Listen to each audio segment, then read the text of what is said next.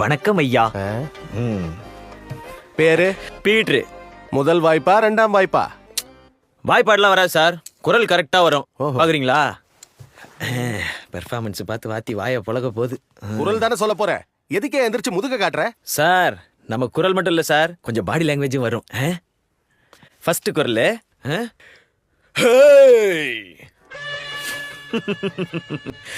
வாசல்ல யாழினிய கரெக்ட் பண்ணலாம் நிக்கிற மொத்த பசங்களோட எண்ணிக்கை 15.